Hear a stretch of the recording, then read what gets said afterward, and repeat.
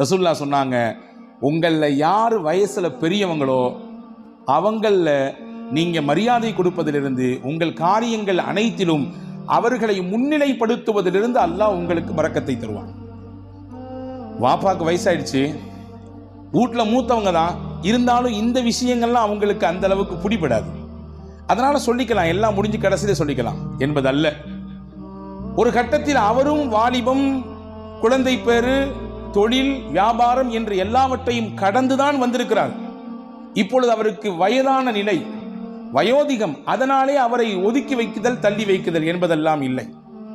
என்ன விஷயம் செய்தாலும் பெரியவர்களுக்கான முன்னுரிமையை, முன்னிலைப்படுத்துதலை, அவர்களுக்கான மரியாதையை நீங்கள் நிறைவாக செய்யுங்கள்.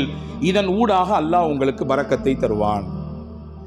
எந்த வீட்டில் பெரியவர்களுக்கு மரியாதை இருக்கிறதோ அந்த வீட்டிலே பரக்கத் இருக்கிறது என்று பொருள். எந்த வீட்டில் பெரியவர்கள் உதாசீனம் செய்யப்படுகிறார்களோ, வயதிலே மூத்தவர்கள் வேண்டா வெறுப்பாலோ அவர்கள் பராமரிக்கப்படுகிறார்களோ, அவர்களின் பேச்சுக்கும் அவர்களுடைய ஆலோசனைக்கும் முன்னுரிமை கொடுக்கப்படாமல் தள்ளி வைக்கப்படுகிறார்களோ, புரிந்து கொள்ளுங்கள், அங்கே பரக்கத் எடுபடுகிறது என்று பொருள்.